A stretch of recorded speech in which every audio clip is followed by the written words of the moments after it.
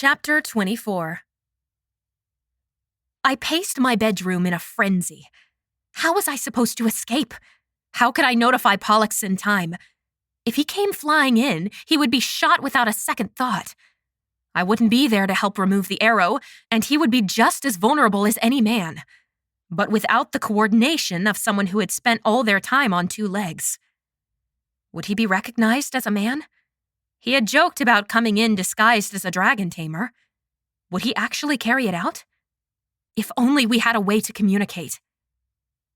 Your Highness. It was my handmaiden, Beatrix, who was speaking so quietly I didn't hear her at first. She was making a spectacle of setting out my meal, arranging the tiny vase of flowers, and ensuring that the utensils were perfectly parallel. Can you hear me? She breathed, barely audible as her gaze flicked toward the guard at the door. I nodded, wondering why she had suddenly become so secretive. Did the dragon really help that orphanage? She locked eyes with me. He did. I kept my voice at her same low volume. Do you trust him? Yes. Beatrix raised her voice. Do you need help changing for your midday meal, Princess? Her eyebrows jumped up, and she inclined her head ever so slightly toward the guard again. Understanding clicked into place. Yes, I answered more loudly. I really want to wear my red gown. You know, that one with the full corset and all those tiny gold buttons up the back. Close the door, Jackson. The princess will be changing, Beatrix called. The guard obeyed, snapping the door closed with a gruff, Make it quick. My sister works at an orphanage near the border, Beatrix said in a rush, helping me get changed just as quickly as she spoke. She told me that ever since the dragon took charge, things have been better for the children. They have food and clothing and even toys. They are saying that the dragon wants to lay claim to the entire kingdom. I'm sure he wouldn't harm. For the first time in my memory, Beatrix interrupted me. You must understand me. At this point, the people prefer keeping the dragon to your father. I stared at her reflection in the mirror. Was she being serious? Or was this another of Griffin's tests? What do you mean, exactly? She cinched my corset and began fastening the multitude of buttons that ran up my back. Meaning that dragon has done more for the people of Rookwind than King Harrigan ever has. Even with his recent change of heart, it is too little too late. If you are willing to rule without threatening the dragon, you will have a great deal more support from the people. Some people say he was holding you captive, but... She shot me a shrewd look. I think you stayed on purpose. Rumors have been spreading. Why would you say that? Beatrix smoothed out my skirt and stood. I've been caring for you since you were too young to remember. I know you well, Princess, and I think you have a soft spot for that dragon. Based on what my sister told me, he has a sweet spot for you as well. She smiled at me. I always did say that no man could handle you, but a dragon may have a chance. Can you contact your sister and have her pass the message to Pollux that I'm being kept here? They won't let me out. I already did. Word travels fast. And tell him that they have more Dragonsbane. I don't know if I can get a message to him in time, but I can... A rapping came from the door, and Beatrix broke off her sentence. Are you finished yet? The guard called out. Yes, we just finished, she called back, crossing to leave, then turning back. Enjoy your meal, Princess. She added in a whisper, I'll try to get the message to him, but I'm not sure how long it will take. When Beatrix came late that night, she didn't linger. She only said, Enjoy your pudding, and left promptly, without a single word of information about Pollux or her sister at the orphanage or anything. I glared at the creamy pudding, topped with glazed strawberries and a chocolate drizzle. What, was I supposed to sit here and eat sweets while everyone assumed I was a madwoman? I picked up the pudding, tempted to throw it off my balcony, but spotted a small folded paper beneath the dainty bowl. Pollux is coming for you tonight. Be on the balcony. I instantly felt lighter. Pollux was coming for me. But just as quickly as it had risen, my heart dropped. Griffin said he had Dragonsbane. Would he have the time to get it and shoot Pollux before he rescued me? He had succeeded once before. He very well could deal a fatal shot this time. Had Beatrix been able to warn Pollux in time? For the following hours, I stayed rooted to the balcony, staring up at the sky as stars emerged and twinkled down on me. I had so many questions that were unanswered. How would I ever be able to stop Father before he truly was assassinated? Would Griffin take the throne no matter what? What would Pollux say when he discovered that Griffin and I were legally married? Once Griffin was made king, would he have any reason to keep me alive? If Pollux were shot, could he make it back to the forest before he transformed? Or would his secret be revealed? If he failed to get to me the first time, would he try again? It felt like a year before a dark shape rose up from near the village and soared toward the castle. Almost immediately, the alarm was raised and soldiers shouted warnings. I waved the torch, hoping Pollux would be attracted to the heat and light. It worked. My heart leapt with joy as he plummeted out of the sky, gripped me securely in his claws, and pumped the air again to bear me heavenward. "They have Dragonsbane arrows!" I shouted. "Be careful!" "Hold on, then," he called back, going into a dizzying barrel roll that set my stomach to churning. There were several twangs as the soldiers released arrows, all of which zipped past us as Pollux zigzagged through the air, spiraling his way away from the castle. "We did it," Pollux gloated. Thwack! From somewhere on the battlements, there was the ugly sound of a catapult launching its payload into the air. Smack! A thick, glutinous paste plastered against Pollux's wing. "What was that?" I called, wishing dawn would hurry up so I could see better. The faint streaks of light in the distance were painfully slow at brightening the sky. "It felt like a cannonball's worth of jam," Pollux laughed, winging his way over the forest. "How childish." 2/3 of the way to the tower, he began hissing and increasing in temperature, just as he'd done before the first time he transformed. "What's wrong?" His flight pattern became more erratic, as did his breathing. "I think whatever they hit me with was laced with Dragonsbane. It feels like it's burning away at my wing." "Land, then! We need to get you cleaned up." "No, we're nearly there. We'll be safer at the tower. It's closer than the cave." I stared up ahead at the turret looming closer. Each time Pollux groaned and twisted, we would drop several feet. I nearly cricked my neck trying to look around to examine his wing, but couldn't see anything from my position. Pollux barely made it to the tower and scrabbled at the roof, trying to hold on while gently lowering me to the balcony and simultaneously roaring in agony. "Show me your wing," I ordered the moment I was steady. It wasn't pretty. The violently purple, gel-like substance plastered against his wing was slowly eating away at the flesh. I used my skirts to wipe off what I could, but each time I touched him, he bellowed in pain again. "Transform! Burn it out!" I told him, panicking at how much gel was on his wing. Would it kill him? "A roof really isn't the best place to transform," he grumbled, but began to shimmer all the same, twisting in upon himself and shifting. But halfway through his transformation, he gave a shout of pain and slipped. "No!" I screamed, trying to grab at him as he fell. I was too slow.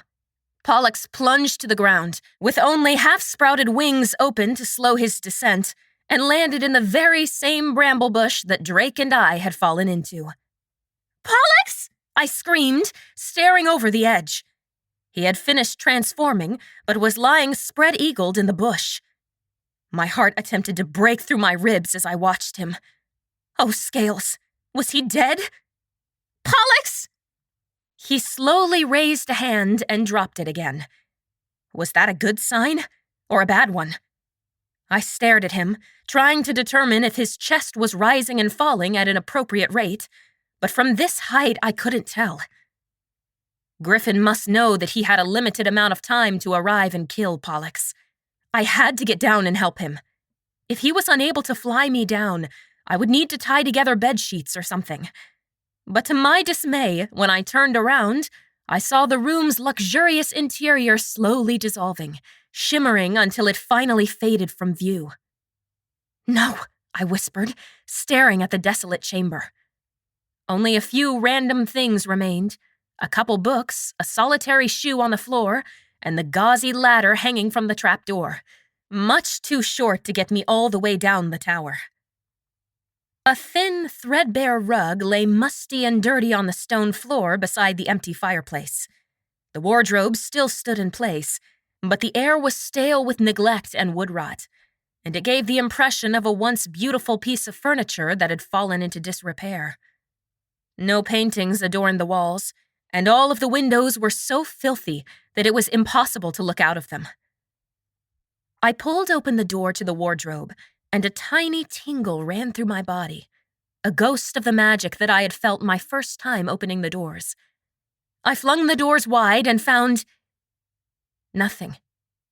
No beautiful dresses were hung, no shoes littered the floor of the wardrobe. I wrenched open drawer after drawer, desperate for anything that would help me. The only thing to see were cobwebs and dead cockroaches, their legs shriveled up and stuck into the air. If the room's magic was fading along with Pollux, it couldn't provide me the rope I needed, couldn't make blankets appear that I would be able to tear into strips and braid into rope to descend. Finally, in the last drawer, my hand brushed against something other than dust. The fine-toothed comb inlaid with jewels felt icy under my freezing fingers. I pulled it out and sank to the floor, staring at it. How long would it last before it faded too, just like the final vestiges of Pollux's life? There was nothing I could do, no way to get down the tower without Pollux to help me. Idly, I pulled the comb through the hair that spilled into my lap and watched as the strands lengthened. Something in the back of my mind niggled at my thoughts, trying to tell me something. But what? The comb dug into my hair again, and once again my hair extended nearly a foot. When the realization hit me, I jumped into the air and began digging the comb into my hair over and over. My blonde hair piled up around my feet, and I had several yards before I began twisting it into a long rope. It was a long way down, I kept reminding myself as I tugged the enchanted comb through my hair repeatedly. Frequently, I had to pause and twist my hair, tying knots where I could to help the strands stay together and strengthen each other. If this didn't work, I didn't want to think about the alternative. After I had a haystack size of twisted and knotted hair, I dragged the pile to the window. Hair weighed a lot more than I expected, and I had to struggle to get it to move at all. My head felt weighed down just by the hair that stretched from my scalp to the floor, never mind the piles dragging through the dust and dirt. Just as I prepared to shove my hair over, I paused. As intelligent as I considered myself to be, I lacked in the area of depth perception. With all the coiled hair, I had no way to measure if this much hair would be adequate or not, and the mass weighed several times what I did. If I shoved it over, I would be taken down with it. Or if I had gauged the distance correctly, the weight of my hair would be far more than what I would be able to hold up, especially with only my head. My neck would be snapped faster than Pollux could gobble up an ox. Frustrated, I sat on the mound of golden hair, which felt far softer than any haystack, but which I sank into, my posterior dropping right down to the floor with my feet and arms still stuck up in the air and my nose jammed into my knees. With difficulty, I extricated myself, squirming until I wiggled out of the hairy prison. I sat on the ground and studied the hair. It wasn't enough to simply extend my hair the length of the tower. I could tie the end of my hair to the balcony railing and lower myself down, but what would happen if I had miscalculated and ran out of hair halfway down? Griffin had accurately predicted how much rope to use. Curse him. Anxiously, I brought up the comb several more times and twisted more hair. Preventing an untimely death was reason enough to ensure that I had ample amounts of my makeshift rope. Once the balcony was entirely full, I glanced over the side again. Pollux was still down below, but it seemed that he had at least rolled off the bush and was lying on the grass. How much time had passed? Well over an hour since he fell, I was sure. I wound the end of my hair around the balcony railing, quadruply looping it around to ensure my safety, then heaving on the hair to make sure it would hold. I approached the edge. The towering height still made my head spin when I looked down, and I crouched back down, breathing deeply to slow my heart rate. There was no knight to hang on to, and no harness like before. I was entirely on my own. After spending several minutes lecturing myself that getting scared would get me nowhere, I held tightly to the hair closest to the balcony, where it was tied. But still, my fear of falling to my death held me at bay. The short fall with Drake near the bottom had been bad enough. I could only imagine how much pain Pollux was in. He had likely broken many bones. I ground my teeth, frustrated at my cowardice. Every time I tried to build up my courage and begin my descent, my feet and hands refused to obey my instructions, and my stomach lurched back toward the room as if desperate to get me as far away from the balcony edge as possible. In the distance, 2 horses with riders went galloping across the narrow stretch of dried riverbed, only momentarily visible before they vanished from view again. Had Father sent soldiers? Dragon hunters? They must know that Pollux was injured after his erratic flying. What if it was Griffin? Anger clouded my vision. If it was Griffin, I would make him pay dearly for what he did. Using his climbing technique as inspiration, I wrapped my left foot around the hair rope and stepped on it with my right shoe, creating a makeshift foothold so that I didn't have to hold up the entirety of my body weight with my thin arms. I lowered myself hand over hand as I periodically released the pressure on the hair wound around my foot and let the hair rope slide up. At least going down was much easier than ascending the rope. How long did I have before the riders arrived? If only I'd paid more attention during my astronomy classes, when the instructor had taught about tracking time based on the sun's arc across the sky. As quickly as I could without feeling like I was in imminent danger of falling to my death, I made my way down to Pollux. The weight of the comb in my pocket reassured me. If I had miscalculated, I could always use it to continue to lengthen my hair. Such a fear was unwarranted. My hair wasn't quite long enough, but I had descended close enough to Pollux that I was able to release my hold on the hair and drop the last few feet to the ground. "Pollux, can you hear me?" Yeah, he grunted, blearily opening his eyes, then furrowing his brow in confusion as he stared at the hair still connected to the tower. Oh, Scales. An odd sensation tugged at my scalp, and I looked aloft. The rest of my hair had begun to fall, slowly at first, but faster and faster as it went slithering through where I looped it through the balcony's railing and came raining down upon me and Pollux. I hadn't planned for this part. The hair hit me with the force of an avalanche, knocking me to the ground alongside Pollux and covering us both with a blonde cascade. What the? Pollux groaned. I felt him try to push the hair away. "Sorry, I couldn't get down otherwise," I told him, also fighting to free us. "How are you?" You keep asking me that question at terrible times. I was just hit with a catapult's poison projectile and fell off a tower. I've had better days. He managed to claw his way up to pop his head out of the hair, and I quickly copied him. If you wait, I can transform back and burn away all this hair. I looked toward the forest. No one had appeared, but it was only a matter of time. "Well, not to rush you or anything, but there are people headed this way who could be here any minute." He stared at me from across the puddle of golden knotted tresses. Well, this certainly turned into a hairy situation. With all the near-death experiences we've had today, I don't think this is the time for jokes. Despite all my fear for Pollux, I couldn't resist smiling. So don't tangle with me. Is anything broken? Dragon bones don't break. He struggled to his feet, wincing from time to time. I hadn't finished transforming by the time I hit the ground. I have a walloping headache, though. The dragon's bane didn't get to my bloodstream, so I should be able to shift soon. But not quite yet. Rapunzel! Father's voice called out. Looking around, I saw him and another rider emerging from the forest across the meadow. Quick, I hissed to Pollux. You can enchant wood, right? Enchant the comb to be sharper so I can cut this off. I'd rather not have 100-foot hair train following me. I handed him the comb from my pocket, and Pollux stared at it, focusing intently as it began to shimmer.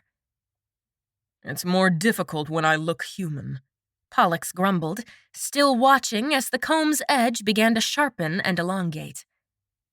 I like when you look human, I told him, watching as Father and his helmeted companion came closer. It makes kissing much easier, so I won't complain. Finally finished with the comb, Pollux smiled and returned it to me. There is that benefit. I used the sharpened edge to hack through my hair just above elbow length, and the last bit fell to the ground as the two riders came and dismounted.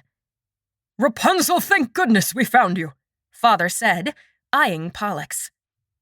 Father, this is Pollux, I said, hesitantly introducing them. Would he remember his name from when I'd blurted it out before?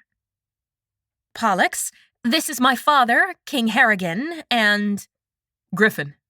The other man had removed his helmet to reveal the face I loathed more than any other. And that's my wife. I automatically moved toward Pollux for protection, who wrapped his arm around my waist without hesitation. I'd expected that Pollux would take a step back after Griffin's claim, but he did nothing of the sort. I'm not your wife, I spat at him. Now, Rapunzel, Father began in a placating tone. The rest of the troop is coming right behind us as backup in case the dragon returns. We've been through this, remember? You're confused. I'm not. You're the one who signed a marriage license on my behalf without my consent. My muscles were all tensing. In his human form, Pollux was completely untrained in battle and couldn't even run correctly. And I was equally useless in combat and had nothing other than a small, sharpened comb for protection. If it came down to a match between Pollux and me against Griffin and my father, both of whom were competent fighters, we didn't stand a chance. It's the dragon fever, Griffin said, eyeing Pollux up and down and taking a step forward. Pollux calmly pulled me back, placing himself between me and Griffin. There's no such thing, he said. And I advise that you stay away from her. Griffin narrowed his eyes. Are you an expert on dragons? As a matter of fact, I am. I'm a dragon hunter, and this woman promised that she would marry me more than a month ago. Pollux spoke so confidently that both Father and Griffin paused. I've come to collect on her promise. Whatever you recently signed would be invalidated, as this woman obviously didn't give her consent to you. But I have a claim on her, as she does on me. Understanding blazed in Griffin's eyes as he drew his sword. You! Me, Pollux answered calmly. And if you try to steal from my hoard, I won't hesitate to protect it. Now back away. I won't ask again. Griffin stared around at Father. Don't you see? He's the dragon. If we kill him and take his heart, we'll both be invincible. No! I screamed at them. I forbid you from harming this man. Pollux smiled wickedly, looking more like a roguish highwayman than ever. I'm no man. I'm a dragon. Both Griffin and father drew their swords, and Pollux shunted me backward to keep himself between me and the weapons. "Papa!" I screamed at my father, using my childhood name for him. "If you ever loved me at all, at any point in your life, listen to me!" Father paused, and I saw a flicker of the man I used to know. "I refuse to marry Griffin. I ran away before, and I'll do it again. I need you to listen." "Don't pay attention to her!" Griffin shouted in rage. "Just think, Your Majesty. We will have everything we ever dreamed of if we kill the dragon." "I was never kidnapped," I told father. "I escaped so I wouldn't have to marry someone I didn't choose. And I found Pollux. I love him." Father's sword lowered slightly, a pained expression crossing his face. "You ran away from me. You'd rather stay with the dragon than your own father." "Pollux helps those in need, as I've wanted to do. All the ransoms we've collected, we've been redistributing it to the people who need it most." "It's true," Pollux added. "We've been leaving gold on the offering altars around the kingdom. Dragons don't share their hoards," father said, doubt in every syllable. "No, dragons protect their hoards," Pollux corrected. "And if Rapunzel's hoard includes all of Rookwyn, then I will defend her right to it." Father's sword point dropped to the ground. "Don't listen to them!" Griffin bellowed, his grip tensing on the sword. "They're lying!" Father fixed him with a glowering stare. "I am still king, and no one orders me around." Griffin locked his jaw. "Fine," he hissed. "Fine. If you don't want a dragon's heart, you don't have to have it. But I won't give up invincibility." I sensed what he was about to do a split second before it happened. Griffin whirled about and thrust his sword at Pollux's middle. "No!" I screamed, shoving Pollux out of the way. He fell, but I was left open, completely vulnerable to the descending blade. I watched, as if in slow motion, as the sword sliced through the air toward me. Father paled, and Pollux fought to transform, but there was no time for either to save me. There wasn't even enough time for me to save myself. I closed my eyes, knowing that my life had reached an end. I wasn't invincible like dragons were. The enormity of my human frailty struck terror into the very depths of my soul, and I scrunched my eyes closed, prepared for what I knew was to come. A jarring blow crashed against my ribs, so I was thrown back several paces, and a scream automatically tore through my throat. I prepared myself for the waves of pain that would consume me and lead me into death's waiting arms. But they never came. My eyes flew open. Pollux had finished transforming, and I stared down at where my dress was ripped, but the blade hadn't penetrated my skin at all. "What?" Griffin muttered, drawing the sword back in confusion, but then he leapt as a jet of flame licked at his feet. "She's invincible. She already earned my heart some time ago."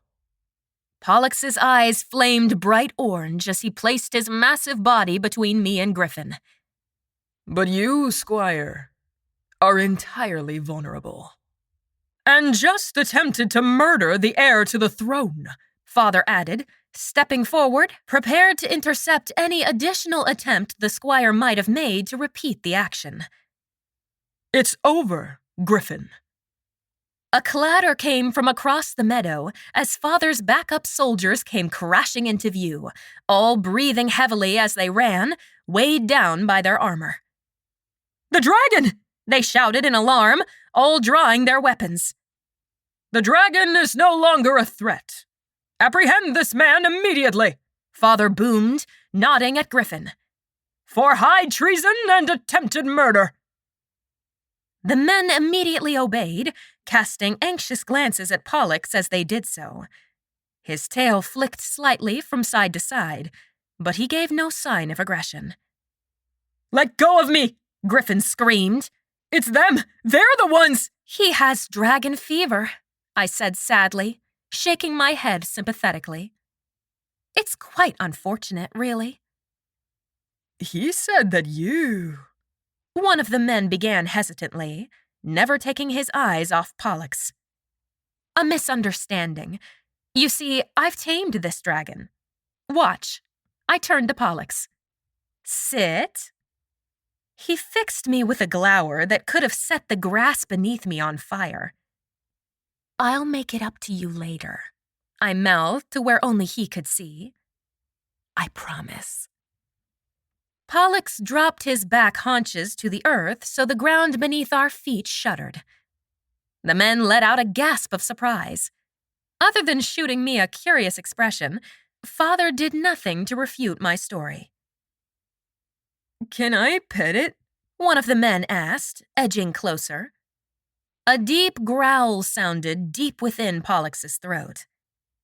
I wouldn't recommend it if you value your hand, I answered. He only allows me to touch him. To demonstrate, I placed my hand on his leg. Father, who hadn't shown any desire to approach the dragon, waved his hand at Griffin, who was seething. Take that bit of vermin out of here. I want him to stand trial within the week. Shall we stay for your protection, sire?